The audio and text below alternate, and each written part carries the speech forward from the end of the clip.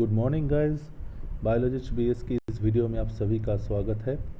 इस वीडियो में हम ये डिस्कस करेंगे कि कैसे आप फॉस्फोलिपिड का बायोसिंथेसिस कर सकेंगे। तो ये एक वीडियो सीरीज़ होगा और ये वीडियो सीरीज़ का एक वीडियो मैं पहले से ही मैं बना चुका हूँ। तो उसमें से मैं एक तरीके से फॉस्फोलिपिड बनाकर दिखा चुका हूँ और इस वीडियो में हम दूसरे तरीके से फॉस्फोलिपिड बायोसिंथेसिस करके दिखाएंगे। तो आप देख सकते हैं यहाँ एक्टिवेशन ऑफ हेड ग्रुप लिखा है, तो इसका मतलब है activation of tail group. Tail group को एक्टिवेट करके आप कैसे फॉस्फोलिपिड बना सकते हैं ये मैं ऑलरेडी डिस्कस कर चुका हूँ, तो वो आप पहले वाले वीडियो में देख सकेंगे। तो यहाँ हम दूसरे तरीके से कुछ अलग सा फॉस्फोलिपिड हम यहाँ बना के दिखाएंगे। तो अलग सा फॉस्फोलिपिड का मतलब यहाँ दो इम्पॉर्टेंट ग्रुप है फॉस्फोलिपिड का। एक तो लेसिथिन है जो कि फॉस्फेटिडाइल कोलिन, और एक केफालिन है और सेफालिन भी आप कह सकते हैं। ये इसका नाम होगा फॉस्फेटिडाइल इथेनॉलएमीन और फॉस्फेटिडाइल सेरिन। ये दोनों को ही हम केफालिन कहते हैं। तो चलिए हम देखते हैं कि हेड ग्रुप को एक्टिवेशन करके हम कैसे एक फॉस्फोलिपिड यानी कि केफालिन और लेसिथिन हमको मिलता है। तो आप जानते हैं कि फॉस्फोलिपिड का दो पार्ट होता है, एक हेड पार्ट होता है और एक टेल पार्ट होता है। हेड पार्ट यानी कि पोलर पार्ट। तो ये जो पोलर पार्ट है, ये पोलर पार्ट को हम यहाँ एक्टिवेट करके फॉस्फोलिपिड बनाएंगे। तो ये टेल पार्ट जो होता है, tail part non polar part होता है, इसको भी हम एक्टिवेट करके फॉस्फोलिपिड बना सकते थे। वो कैसे बनाता है वो हम पहले से ही एक वीडियो में डिस्कस कर चुके हैं। तो इसलिए यहाँ सिर्फ हेड ग्रुप का एक्टिवेशन के द्वारा हम कैसे फॉस्फोलिपिड बना सकते हैं यही यहाँ डिस्कस करेंगे। तो हम स्टार्ट करते हैं फॉस्फेटिडिक एसिड में, फॉस्फेटिडिक एसिड से। इसको आप 1,2-डाईएसाइल ग्लिसरॉल 3-फॉस्फेट भी कह सकते हैं। ये दिख सकता है आपको, एक ग्लिसरॉल बैकबोन मिलेगा यहाँ। ये रेड कलर का एक ग्लिसरॉल बैकबोन है। उसके साथ उसके 1 नंबर कार्बन से एक एसाइल ग्रुप स्टरिफिकेशन करके यहाँ अटैच हुआ है। और यहाँ भी एक acyl group, fatty acyl group, यहाँ कार्बन नंबर 2 में एक एस्टर बॉन्ड बना के बैठा है। और यहाँ एक ये जो ग्रीन कलर का जो बॉल है ये फॉस्फेट ग्रुप है। फॉस्फेट ग्रुप भी 3 नंबर कार्बन के साथ एक फॉस्फोएनहाइड्रेट एस्टर बन के बैठा है। तो ये सिंपलेस्ट फॉर्म ऑफ फॉस्फोलिपिड होता है। आप जानते हैं ये सिंपलेस्ट फॉर्म ऑफ फॉस्फोलिपिड है। यहाँ भी एक हेड ग्रुप आपको मिल जाएगा जो कि पोलर है फॉस्फेट ग्रुप के हिसाब से, और 2 आपको नॉन पोलर बैकबोन भी, नॉन पोलर टेल भी आपको मिल जाएगा। ओके, तो अभी यहाँ जो होता है ये आप देख सकते हैं कि ये पहले यहाँ पर फॉस्फेटिडिक एसिड के ऊपर फॉस्फेटिडिक एसिड फॉस्फेटेज नाम का एक एंजाइम काम करेगा। तो उसके बाद आपको डायसाइल ग्लिसरॉल मिल जाएगा। तो डायसाइल ग्लिसरॉल को यूज़ करके हम बहुत सारे लेसिथिन और केफालिन हम बना सकते हैं। तो देखिए कैसे बनाते हैं। तो यहाँ हेड ग्रुप यानी कि जो अल्कोहल होता है, सेल में जो स्पेशल टाइप का अल्कोहल होता है, ये अल्कोहल यहाँ पर अटैच होगा। तो ये जो स्पेशल अल्कोहल होता है ये डिफरेंट टाइप ऑफ सीरीज़ होता है। इथेनॉल को आप एक अल्कोहल मान सकते हैं। अब देखिए इथेनॉल का जो टर्मिनल CH3 ग्रुप है यानी कि जो मिथाइल ग्रुप है, इसका मिथाइल ग्रुप का एक हाइड्रोजन यानी कि CH3 का एक हाइड्रोजन को आप अगर एमाइन ग्रुप से सब्स्टिट्यूट कर देंगे तो आपको इथेनॉल एमिन मिल जाएगा। ये इथेनॉल है। इथेनॉल का जो टर्मिनल मिथाइल ग्रुप है उसमें से एक हाइड्रोजन को अगर आप एक एमाइन ग्रुप से सब्स्टिट्यूट कर देंगे तो आपको इथेनॉल एमिन मिल जाएगा। और फिर उसी इथेनॉल एमिन से अगर आप एमाइन का जो एन हाइड्रोजन होता है, तो एन हाइड्रोजन को अगर आप 3 मिथाइल ग्रुप से सब्स्टिट्यूट कर देंगे तो आपको कोलिन मिल जाएगा। तो ये तीनों टाइप का, तीनों ही स्पेशल टाइप का एक अल्कोहल होता है, इस अल्कोहल को हम यूज़ करके यहाँ अटैच कर सकते हैं। तो उससे आपको एक अलग सा फॉस्फोलिपिड मिल सकता है। तो वो कैसे करते हैं ये हम यहाँ डिस्कस करेंगे। तो इसको हम हेड ग्रुप कहते हैं क्योंकि ये पोलर होता है, ये पोलर इन नेचर होता है, क्योंकि यहाँ देख सकते हैं आपको यह हाइड्रोक्सिल ग्रुप अवेलेबल है और यहाँ चार्ज भी अवेलेबल है। तो कोलिन से हम फॉस्फेटिडाइल कोलिन से मैं शुरू करता हूँ। तो ये देख सकते हैं कि आपका सेल में कोलिन होगा, तो कोलिन को आप डायरेक्टली यहाँ अटैच नहीं कर सकेंगे, तो इसलिए आपको इस कोलिन को एक्टिवेट करना पड़ेगा।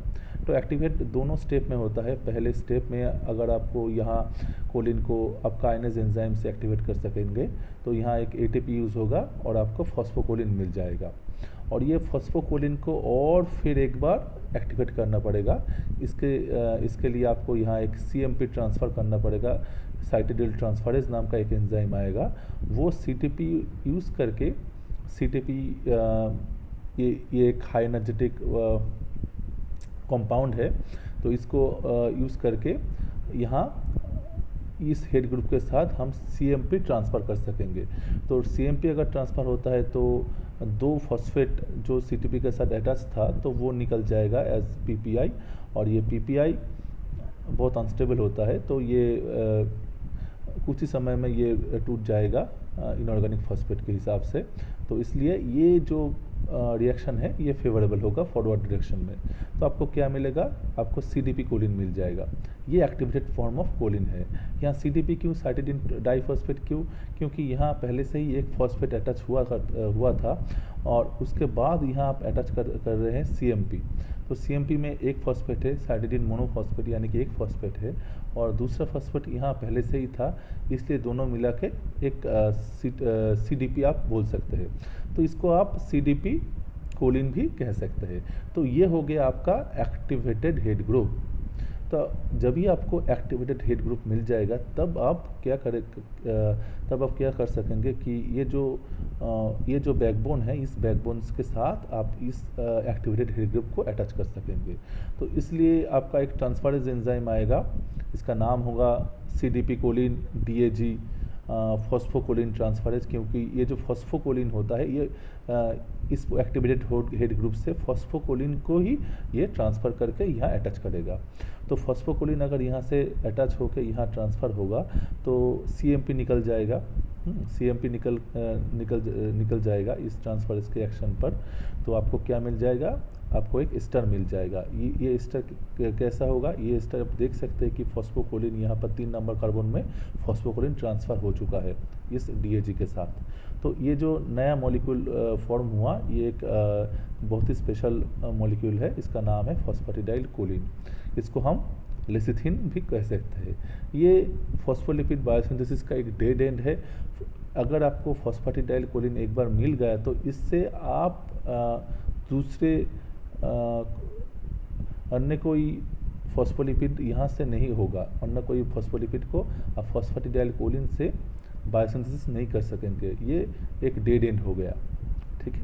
तो ये लेसिथिन आपको मिल सकता है इस तरीके से, और दूसरे तरीके से भी आपको लेसिथिन मिल सकता है। कैसे, आप देख लीजिए। आप अगर इथेनॉल से शुरू करते हैं, यहाँ आप कोलिन से शुरू किया था, आप इथेनॉल से भी शुरू कर सकते थे।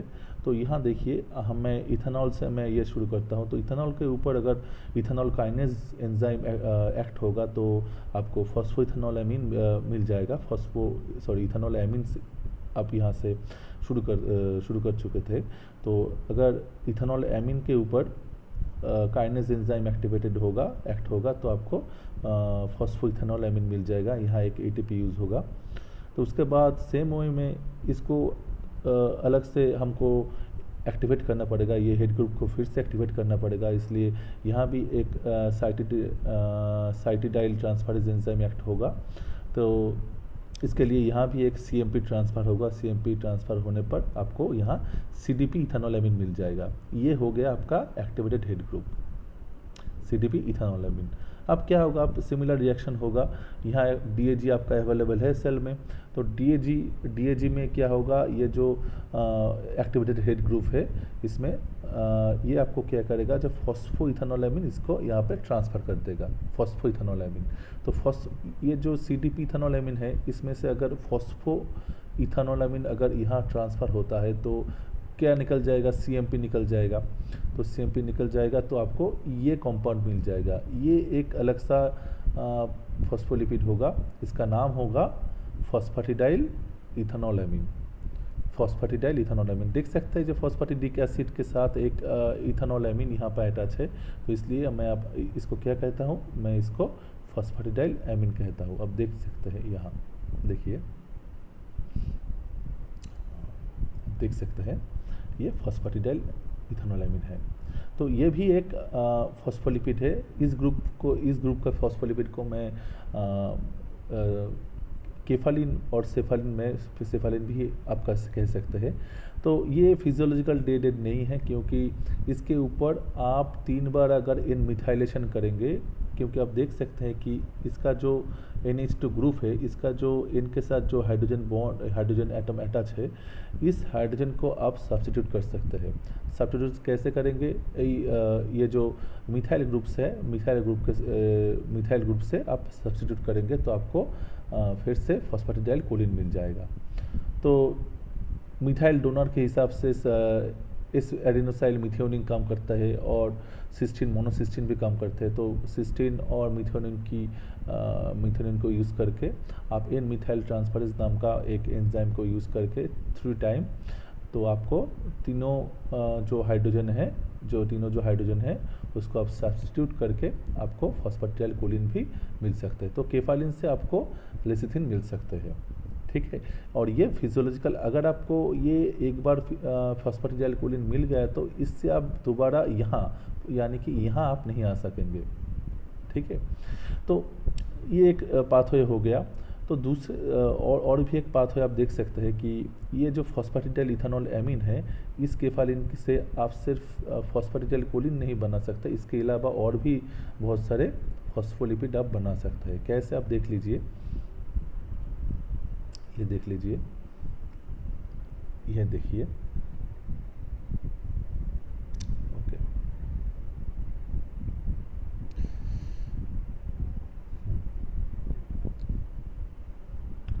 अब देखिए ये जो फॉस्फेटिडाइल इथेनॉल एमीन है, यहाँ का ये जो इथेनॉल एमीन है, यहाँ से आप फॉस्फेटिडाइल सेरीन भी आप बना सकते हैं।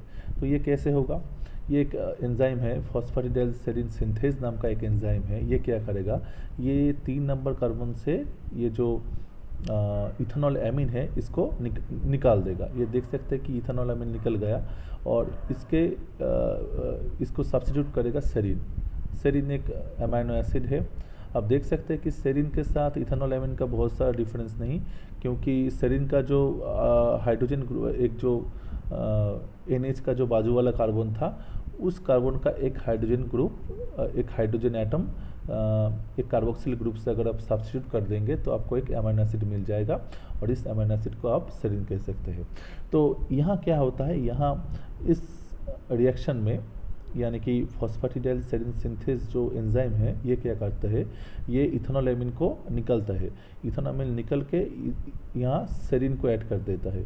तो सेरीन अगर यहाँ ऐड हो जाएगा तो इसको आप क्या कह सकेंगे, इसको आप फॉस्फेटिडाइल सेरीन भी कह सकते हैं, ठीक है। तो ये भी एक केफालिन का एक पार्ट है। केफालिन, ये भी केफालिन है, ये भी केफालिन है, ठीक है। तो इस फॉस्फेटिडाइल सेरीन से अब दोबारा फॉस्फेटिडाइल इथेनॉल एमीन भी बना सकते हैं। कैसे, आपका एक डिकार्बोक्सिलेज एंजाइम लगेगा। डिकार्बोक्सिलेशन एंजाइम के एक्शन में आपको यहाँ से ये जो COO- जो ग्रुप है, इसको डिकार्बोक्सिलेशन अगर आप कर देंगे तो आपको फिर से फॉस्फेटिडाइल इथेनॉल एमीन यानी कि अलग सा केफालिन मिल जाएगा। तो अब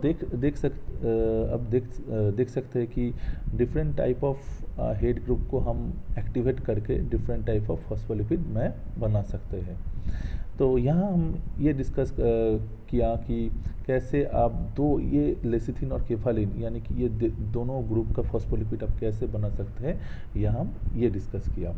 तो फॉस्फोलेसिथिन बनाने का बहुत सारे उपाय है कि कोलिन को आप डायरेक्टली आप एक्टिवेट करके फॉस्फेटिडाइल कोलिन बना सकते हैं, और उसके अलावा आप इथेनॉल एमिन को भी आप एक्टिवेट करके यहाँ से भी फॉस्फेटिडाइल कोलिन बना सकते हैं, और उसके अलावा आप फॉस्फेटिडाइल सेरिन से भी इथेनॉल एमिन बना सके।